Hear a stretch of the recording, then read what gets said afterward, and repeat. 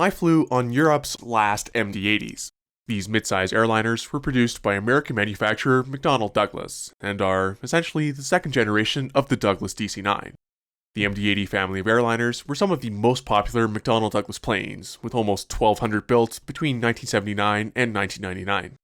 Affectionately nicknamed the Mad Dog, the MD-80 was especially common across the US, with American Airlines operating over 300 of the type at one point. In the last decade or so, the vast majority of these have sadly been retired in favor of quieter and more fuel-efficient planes. Especially with the retirement of American's MD-82s and MD-83s in 2019 and Delta's MD-88s in 2020, the type has become quite a bit harder to find in regular passenger service.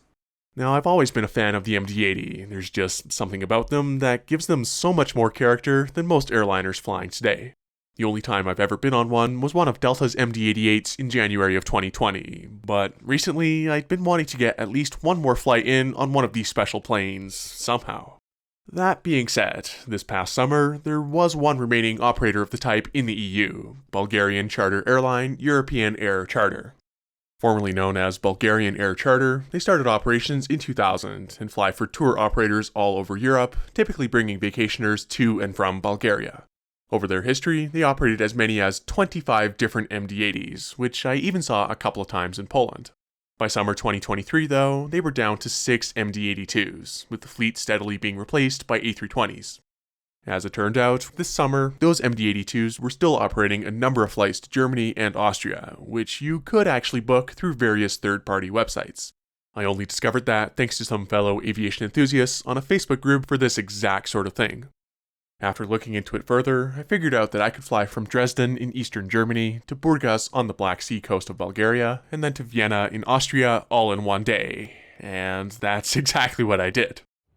So, I got myself here to Dresden Airport, very excited to fly on an MD-80 again, but also partly wondering just what I had gotten myself into this time. Dresden International was the 17th busiest airport in Germany in 2022, serving just over 800,000 passengers through this very unique terminal building. It turns out this building used to be an aircraft assembly hangar, and the way they've incorporated the actual terminal into it is super cool. There, predictably, wasn't any online check-in for today's flight, so I made sure to get myself here nice and early. That turned out to be a bit overkill since check-in only opened 2 hours before. I stayed in line though because part of the risk here was that these tickets could only be booked through 2 separate travel websites that I'd never used before, so I was really hoping nothing went wrong. Since you can't book these directly with European Air Charter, I took the risk and gave my money to somebody, I guess? In fairness, I know these sorts of flights are more common in Europe, but having come all this way for one specific airplane type, I didn't love the uncertainty of it all. Fortunately, I had no issues checking in, and also got myself a seat right in the back, which I did pay for in advance.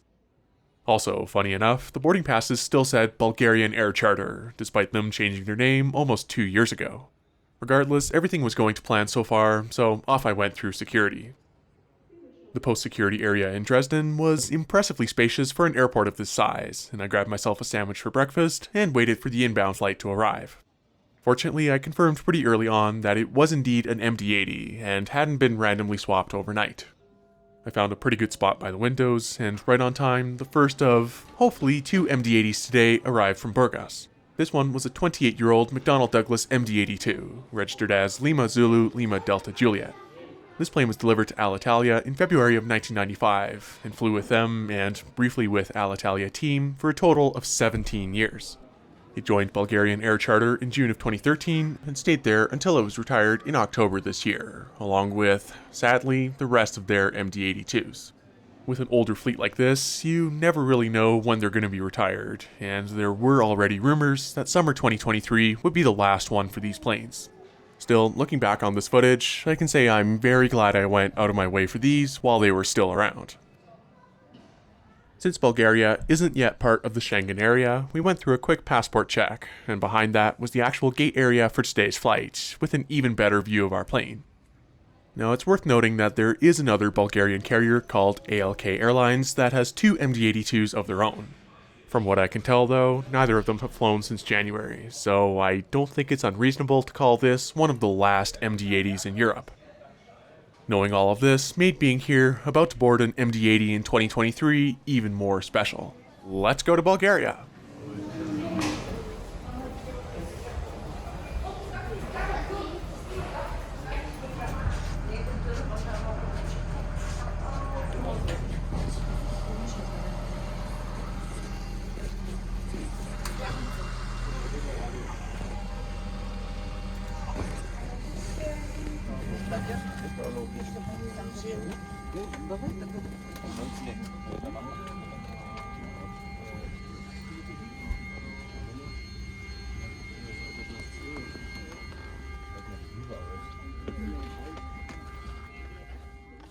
These MD-82s seat 164 passengers in an all-economy layout. As promised, I made my way to the last few rows of the plane, and my seat for this flight's 32F. The legroom here was a little bit tight, but honestly not the worst I've ever had. While I was walking to my seat though, and probably dragging my head along the ceiling, one of the cabin crew very kindly offered to move me to an exit row. I politely declined though, because right out the window here is the best part of flying on these planes, this view of the wing, and that Pratt & Whitney JT8D right next to you. Just looking around at this interior though, it is no secret who this plane used to fly for. Row 32 was also just across from the service door, where there was, interestingly, a small galley. Funny enough, the armrests also still had ashtrays in them, which tells you exactly what era this plane is from. The rest of the cabin soon filled up, with almost every seat occupied, and the safety briefing was given in German. Finally, the moment I'd been waiting for came as we pushed back and those JT8Ds started up. Please enjoy this fantastic engine sound and the MD-80's classic steep climb as we depart Dresden's runway 22.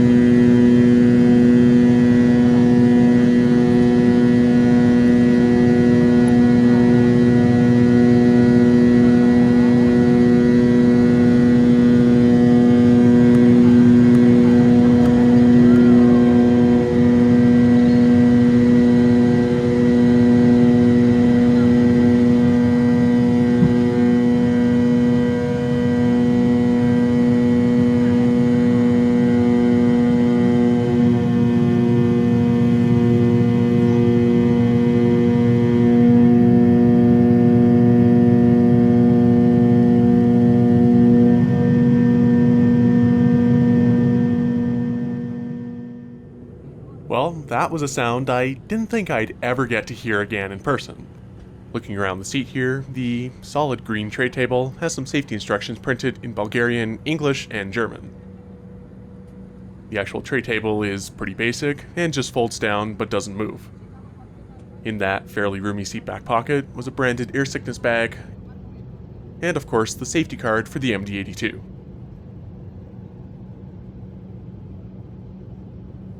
Although my seat back pocket didn't have one, there were also these buy onboard menus found throughout the plane. As we settled in for this just under 2-hour-long flight, you can see just how different the cabin looks compared to newer planes.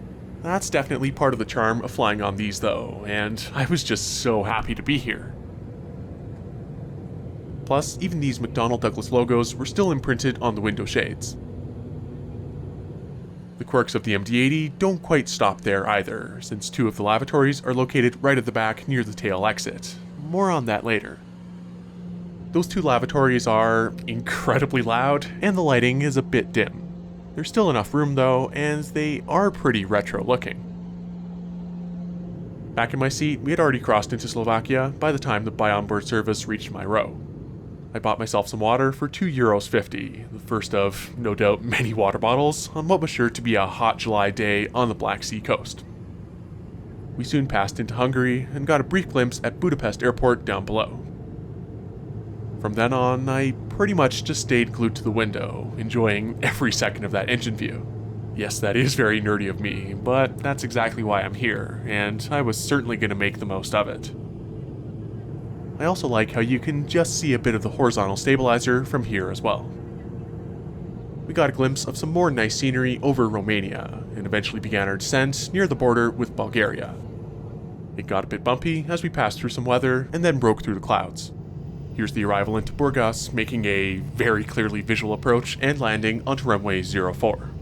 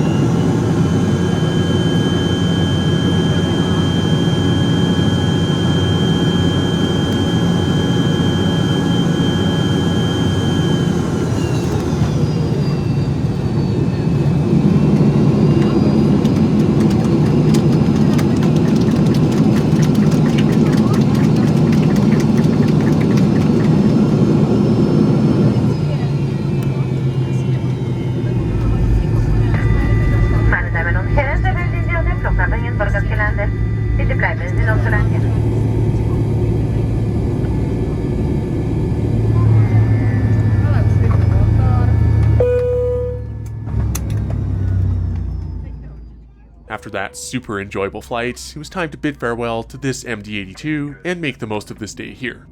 However, remember that tail exit I mentioned before? Well, it turns out European Air Charter actually uses it.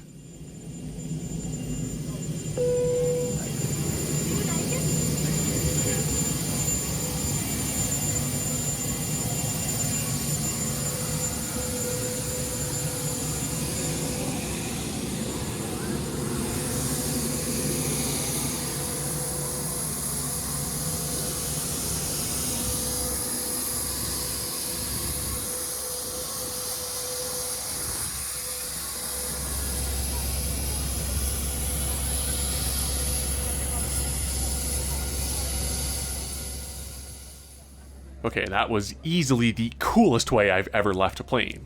Most DC-9s and all MD-80s and MD-90s had those air stairs built into the tail for exactly that purpose, but I never thought I'd actually get to use them for myself. What an absolute treat. Burgas Airport seems to almost exclusively use buses for loading passengers, and I think that 100% worked in my favor today. With that though, it was off to go through customs and explain myself to Bulgarian Border Patrol. They were very perplexed that I was just here for the day, especially with a Canadian passport, but fortunately, I now have a stamp from Bulgaria. So, with pretty much the whole day to explore here, I immediately sought out more airplanes. This Ilyushin IL-14 is painted in Bulgarian Airline's livery, the predecessor to the country's former national carrier, Balkan, which ceased operations in 2002. The IL-14 is an 18 to 32-seater piston-powered airliner, and this one was reportedly built in 1958. It now sits in the middle of a roundabout as a gate guardian for Burgas Airport. Now, you know me, I'm always interested in seeing old planes wherever they might be, especially those built during the Soviet era. So, also on the airport grounds was a museum with exactly that. Admission was only 6 Bulgarian leva for an adult, which works out to less than $5 Canadian. Front and center here was this beautiful Tupolev Tu-154 painted in the colors of Balkan Bulgarian Airlines. The trijet Tu-154 first flew in 1968 and was a mainstay of aviation in the former Soviet Union and Eastern Bloc countries. seating up to 180 passengers with a rugged design able to use unpaved runways. Many stayed in service until the mid-2000s. This one specifically is a Tu-154B2 model, first delivered to Balkan in April 1981. It flew its last flight in October 1996 and has been preserved here at Burgas Airport since. I'd never seen one of these in person before, and since there are very few of these left flying, I thoroughly enjoyed walking around this, both outside and inside. The flight deck has that classic Soviet turquoise color to it, and you can really see the different design philosophies compared to Western planes. This, along with the rest of the interior, is in fantastic shape, no doubt thanks to the volunteers here at the museum. All the way at the back here, I can only imagine how this very view must have sounded. I could probably go on about this one plane all day, but the rest of the museum had plenty of other interesting aircraft too, like this Miel Mi-2 helicopter, an Aero L-29, this MiG-17, a Kamov Ka-26, a MiG-21, not to mention an Antonov AN-2, AN-14, AN-24, and an AN-12, which had a fantastic model collection on display inside. Lastly, there was also this Pratt & Whitney JT-8D on an engine stand. It's always interesting to see one of these up close, although what exactly does it say when one of the engines that powers the plane I flew on is in the airport museum? Joking aside, this was such a great collection of airplanes, and it was so cool to finally see some of these rare types in person. By this point though, I had spent a good portion of the day walking around Soviet-era airplanes, plus one American engine, so I headed back to the terminal to grab a late lunch and some more water. After cooling off a bit, I still had a couple hours before I had to be back here for the second flight. Now, it's worth mentioning that the central part of Burgas is quite a bit further from the airport, and this area right next to it is the suburb of Sarajevo. Not wanting to go too far in the time I had left, I went for a bit of a walk through there down to the beach. From what I could tell, this felt like a quiet, pleasant seaside community, which is built on a slight slope down from the airport. At the bottom there was this great view of Burgas Bay looking out towards the Black Sea. From there, it was just another short walk to the beach, and I dipped a toe in the water. On the way back up, I bought myself an ice cream and just sat here and admired the view for a bit. Burgas is a very pretty place, and I could definitely have stayed longer here. Scheduling-wise, I just wasn't able to spend a ton of time in Europe this time around, hence the day trip. Still, I was super happy with all that I had seen today, and thoroughly enjoyed this little, seemingly nonsensical trip to a new country just for an airplane. Having said that, it was now time to head back to Burgas Airport and hop on another one of said airplanes. Much like this morning in Dresden, this was mainly a game of hurry up and wait as check-in opened for this next flight to Vienna. I still wanted to leave extra time though, because, again, third-party travel websites that I didn't fully trust. Fortunately, there were no issues once again, and I got this interesting-looking boarding pass with what looked like a 737-200 on it. After going through passport control, again with some strange looks, I decided to get myself some dinner before the flight. As it turns out, Bulgarian McDonald's is far superior to what we have at home. Just visible through the windows was another MD-82 that had just landed and would be taking us to Vienna, registered as Lima Zulu Lima Delta Papa. Even older at 33 years old, this one was delivered to ATI, a subsidiary of Alitalia, in September of 1990. It stayed within the Alitalia group until December 2008 and was then picked up by Bulgarian Air Charter in 2010. This plane was also the one that flew the company's very last MD-82 flight back on October 21st, just 3 months after filming this. Their fleet will, unfortunately, consist of just A320s going forward. Interestingly though, some of those A320s are even older than a few of the MD-80s. Either way, I had a feeling, and still do while editing this, that this will be the last time I get to fly on an MD-80. However, that does mean another bus ride to where it's parked, again a very welcome quirk of Burgas Airport.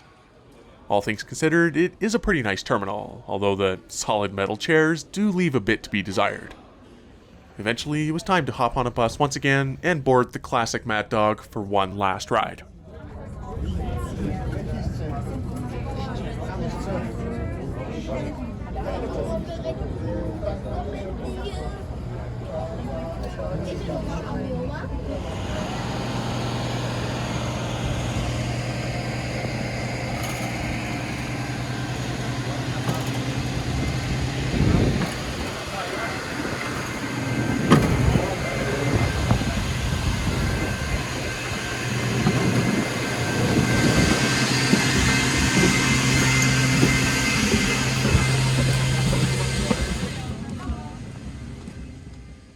For this flight, I paid for a seat 2 rows up in 30F this time.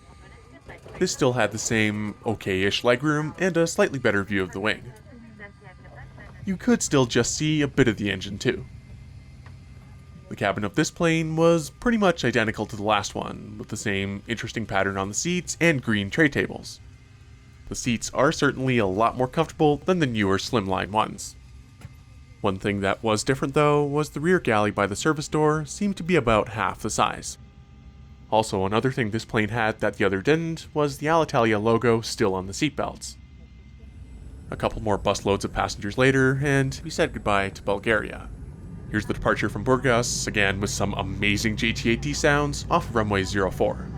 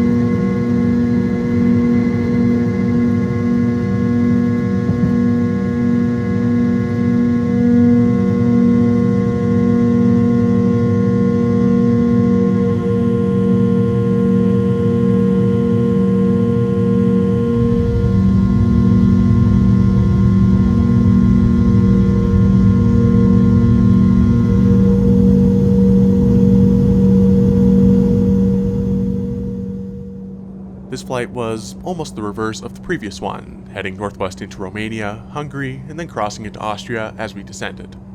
It turned into a beautiful clear evening though as we flew further north, and we even got to see a bit of Romania's capital city, Bucharest.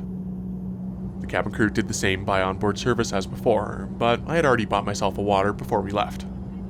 Flying almost right into the sunset this time of year, we had some great head-on lighting, and you could clearly see the inlet guide vanes in the engine. Like I mentioned at the start, these planes have 164 economy class seats in the DC-9 family's trademark 2-3 configuration. Of course, those seats up front are a fair bit quieter, but the back is definitely the place for any aviation enthusiast to sit. Looking around the cabin a bit more, I did discover some more traces of this plane's Italian heritage. The fact that European Air Charter kept most of these MD-80s for over 10 years after being retired by Alitalia shows just how useful they were in this role. I can only imagine how many tourists these planes have carried over the years. Later in the flight, we got some even better views as we flew right past Budapest once again, but unfortunately, right around there meant we were starting our descent. With some more beautiful sunset lighting and these views of the Danube River, we were soon approaching Vienna, and here's the arrival onto runway 16.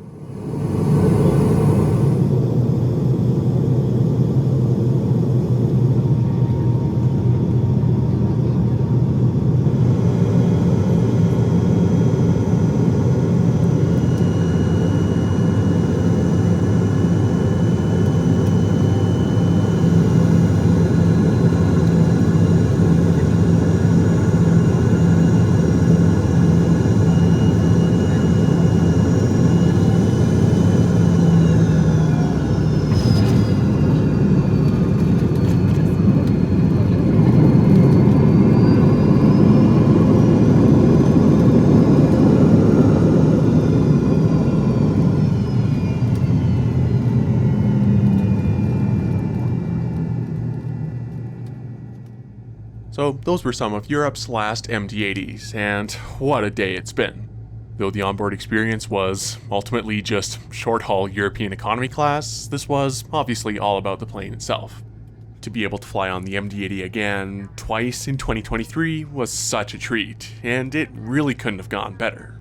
Getting those two seats right in the back, the engine sound, and even getting to use the stairs in the tail twice, the fact that everything went that smoothly was amazing. Plus, I had a great time in Burgas, especially around all those Soviet planes in the museum. Even if it did require me flying across the Atlantic for it, I would say today was absolutely worth it. Having said that, these were probably the furthest lengths I've ever gone to, and maybe ever will for an airplane, but I don't regret it for a second.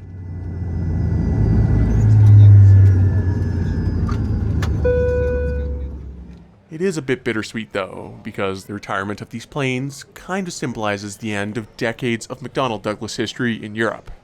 All of the national airlines here that flew them, plus those around the world, would have looked quite different without the MD-80. Honestly, in this moment, part of me didn't really want to leave. Still, it feels quite fulfilling to say I went all the way to Bulgaria to fly on an MD-80 one last time. So long, Mad Dog, and thank you for watching.